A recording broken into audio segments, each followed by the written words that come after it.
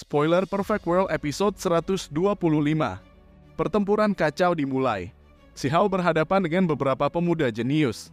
Anak petir Teng Yi dari ras anggur dan Jin Li.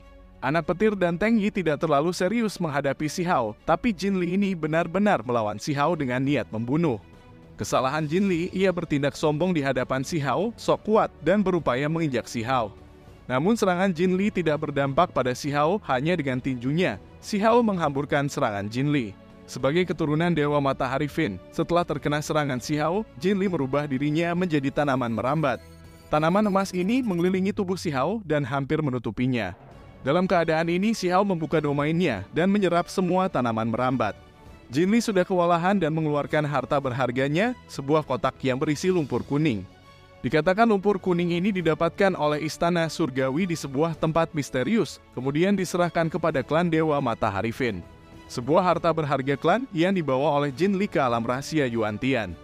Jin Li merasa lumpur kuningnya bisa menghabisi siapa saja, tapi untuk si Hao tidak. Si Hao mengeluarkan tungku pil dan menyerap lumpur kuning masuk ke dalam tungku. Tidak ada lagi senjata andalan Jin Li menjadi bulan-bulanan si Hao, ia dipukuli dan dipenggal oleh si Hao. Ngeri, semua orang tidak percaya jenius berharga dari klan Dewa Matahari Fin dihabisi begitu saja. Sayangnya lagi-lagi simbol gigi menyelamatkan jenius dari klan atas. Di luar alam rahasia Yuan Tian, semua orang terkejut tidak percaya. Seorang jenius sejati terbunuh dan dibawa kembali keluar alam rahasia Yuan Tian. Dan lagi-lagi orang yang melakukan itu adalah Raja Iblis Muda si Hao. Setelah melihat si Hao memenggal lawannya, tidak ada lagi yang bergerak melawan si Hao. Mereka mungkin tidak takut, tapi tidak ingin ambil resiko. Dan setelah itu di kejauhan terjadi pertarungan besar. Orang-orang menebak ini adalah pertarungan memperebutkan simbol tulang. Simbol tulang adalah sebuah cara memasuki tanah warisan. Si Hao berhenti dari pertarungannya dan menuju ke arah sana. Sampai di tempat tujuan, si Hao melihat pemuda yang dianggap sebagai kakeknya. Si Hao ingin mendekati pemuda ini, tapi pemuda ini menjaga jarak. Saat ini ada perebutan simbol tulang, seseorang tidak akan lengah begitu saja. Si Hao lalu memiliki kesempatan mendekati pemuda ini dan bertanya apakah ia berasal dari alam bawah. Si Hao memberi banyak pertanyaan. Apakah kamu yang disebut Dewa Iblis hebat dari klan Batu? Apakah kamu memasuki alam rahasia untuk melihat Qin Hao? Nama anakmu adalah Shi Ziling. Pemuda ini terkejut dengan pertanyaan si Hao. Si Hao lalu bertanya lagi. Kamu masih memiliki cucu lain di alam bawah, kan? Setelah pertanyaan ini, pemuda ini mengakui bahwa dia adalah Dewa Iblis, si Zongtian.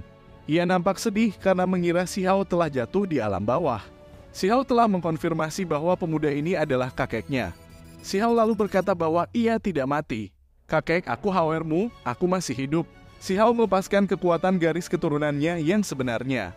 Aku adalah cucu Dewa Iblis hebat, setelah kehilangan tulang tertinggiku sekali, aku bisa bertahan. Si Hao tersenyum melalui air matanya. Si Hao dan kakeknya berkumpul, menangis dan tertawa bersama. Tapi di saat itu ada orang yang menyela mereka. Si Hao lalu meminta untuk menangani orang itu dan menunjukkan kekuatannya kepada kakeknya. Setelah 300 gerakan, orang itu terbunuh.